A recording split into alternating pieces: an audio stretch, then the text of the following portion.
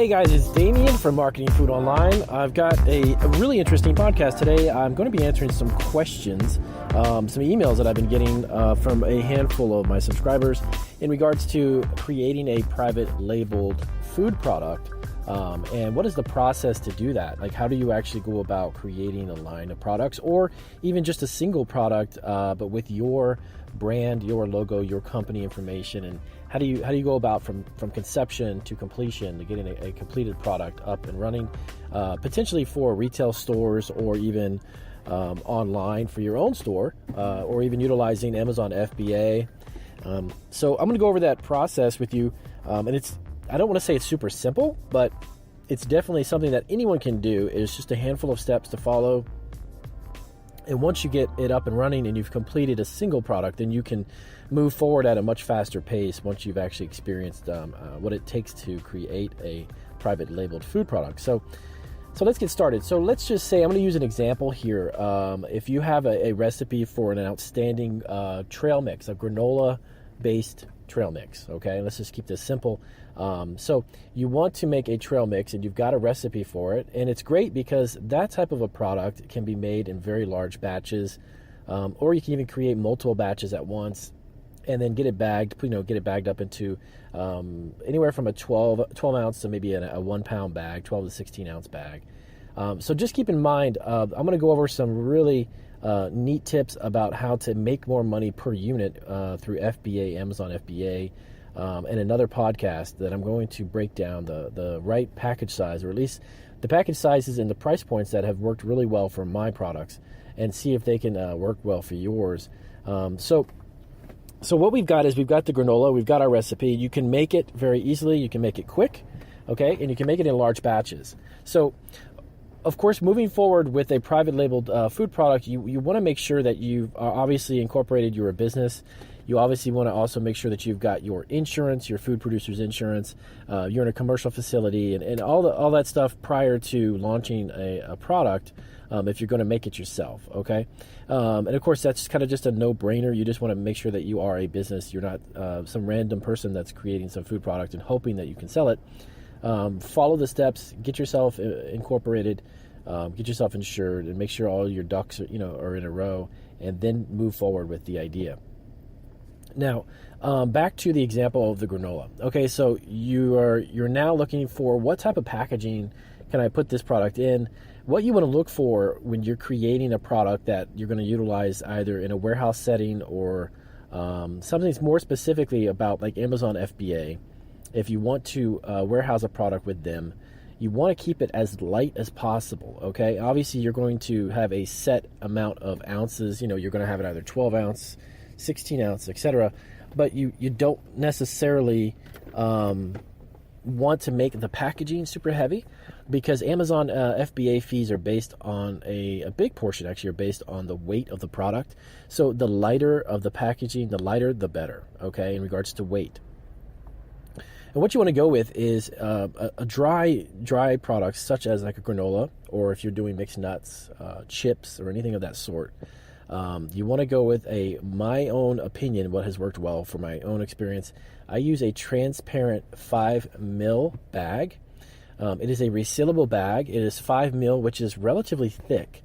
And the reason for that is that type of bag will maintain the freshness of the product, but it also keeps out any moisture, any humidity, moisture, oxygen, air. You want to keep out the air from the product. You don't want it to spoil. You don't want a bag that can potentially be punctured very easily. 5 ml bags are relatively thicker plastic than, let's say, a average potato chip bag. It's probably about the thickness of maybe 3 of those bags.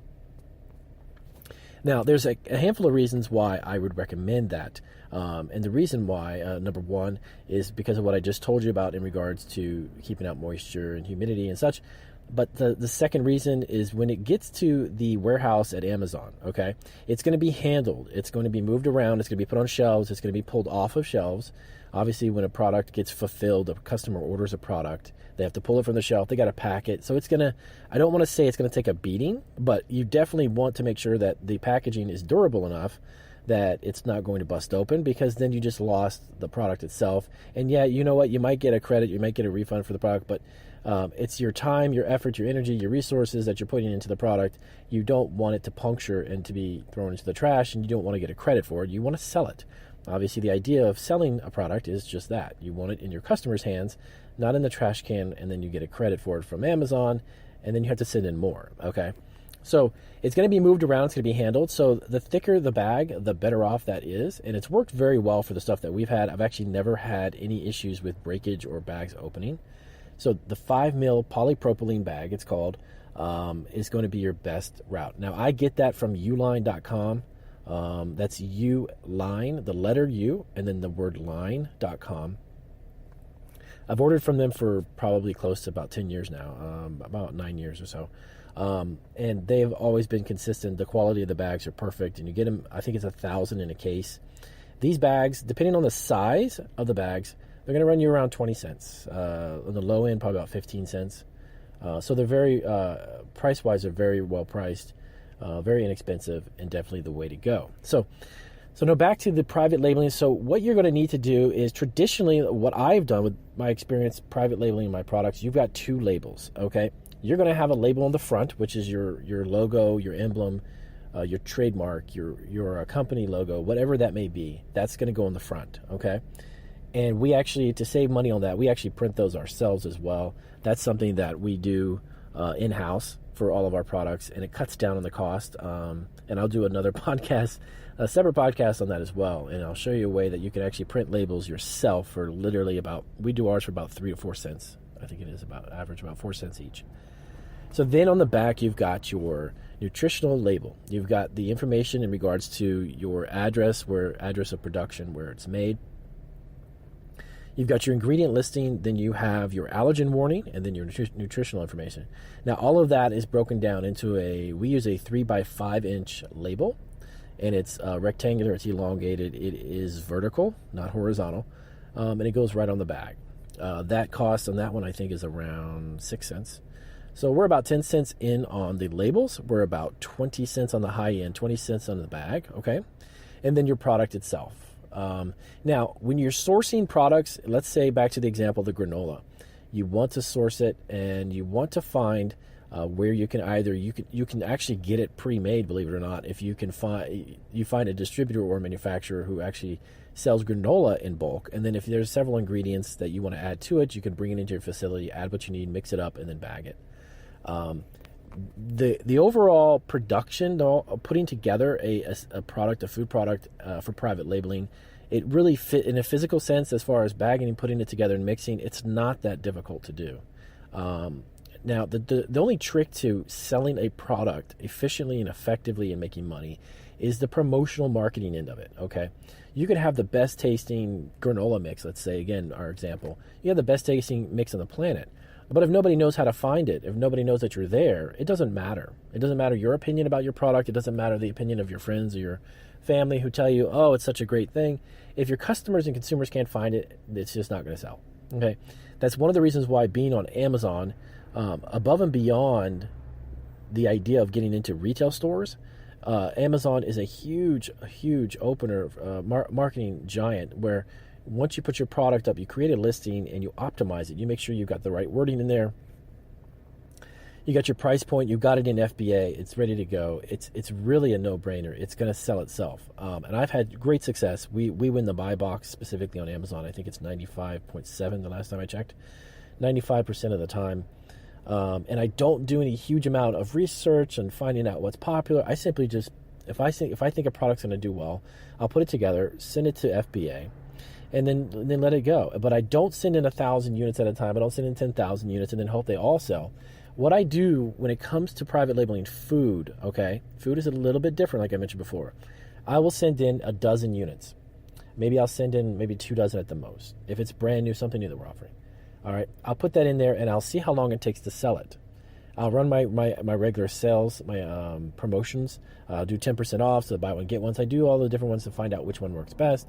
But I'll put a handful of them in, and if it sells within a matter of a certain time frame, I've got a little bit of a equation that I've been kind of come up with for my products and see how long of a duration it takes to sell.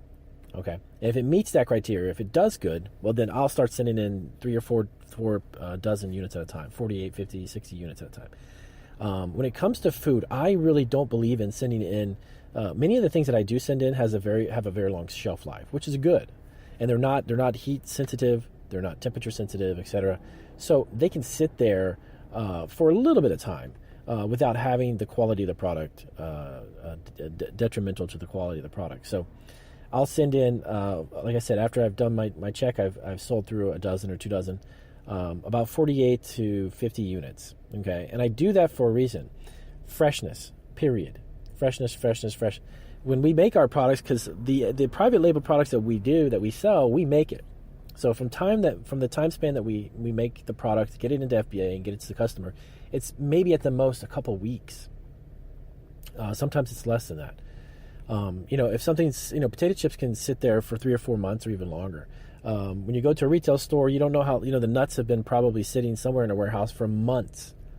Our products literally have a span of time to reach our customer, a matter of maybe 2 weeks at the most, maybe 3 weeks. And then that way I can just go back into my FBA inventory, check it. If it's low, I'll make more and send it out. Now, this does another thing. It's not tying up an enormous amount of resources, okay? When it comes to creating a private label food product, if I were to send in 1,000 bags of granola and it sells like hotcakes, that's great. But in the meantime, there's still 1,000 bags that are going to be there. And if they don't sell within a matter of a couple of weeks, and you're going into a couple of months, you have money sitting on the shelf at FBA that you could be directing to other resources, other things, So that's another reason why. Smaller quantities, turnover quick, refill and replenish. It's been our motto, I guess you can say, and it's worked very well for what we do. If I'm selling USB cables or electronics, obviously there's no expiration date, so I can sit there and I can send in 10,000 units or 1,000 units or whatever it may be, and then they could sell over the span of a few months. If it's a widget or if it's some gadget or something that doesn't have an expiration, that's a totally different scenario. So it's not, you're not comparing apples to apples. You're comparing two different things. So if you can turn over a handful of units. But the trick is, what we've got now is nearly 60, we're on about 60 or 70 items in FBA, okay? Well, we've got over 600 available through our regular store. That's not FBA. And so we're always adding, and then there's certain things that just don't sell well at all, and we just don't replenish it. We just delete the listing and get rid of it. So when you're wanting to do a private label food products, those are the steps you want to take. The only thing that you'll have to do to move forward that you may not have, of course, you got your label, is the nutritional analysis. Okay, nutritional analysis it's going to be the breakdown of the actual product and the nutritional labeling. Okay, that's going to give you the nutritional breakdown for the calories, and you've seen those nutrition labels on pretty much every single package, and those are the things that you'll have to have done prior to. But there is an exemption that the FDA does allow that will allow you to label a product if it sells under 100,000 units a year and you have less than 100 full-time employees. You can apply for that specific product, has to be applied for individually, by the way, with the FDA, and you can get an exemption on not having to have a nutritional analysis done on your food product. So I'll do a podcast separately and talk about that more specifically on another time. So all in all, that's the super basic way to get a private label food product underway, up and running, okay?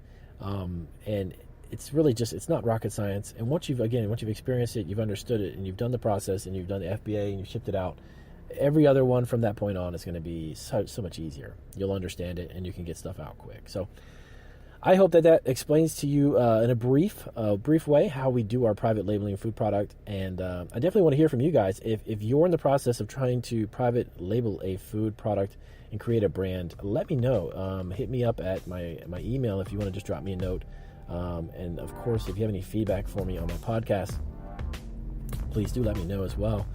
And let me know what type of products that you're trying to do, or something down the road you're looking to do in the future. And you can send that information to my email at marketingfoodonline@yahoo.com. And I'll definitely respond to you and get to you as quick as I can. I am on that email every single day. And if you guys don't know, I do have a YouTube channel. You can check out my YouTube channel. If you go to the YouTube search box, type in Marketing Food Online, and that will pull up my channel. And I have about 260 videos up there right now. And I hope to do hundreds more videos as well as more and more podcasts to give you guys tips and tricks on how to bring your food product to market. So thank you guys for joining me for this podcast, and I look forward to speaking with you guys again on my next one. So do take care, and I hope you guys have a wonderful, wonderful day.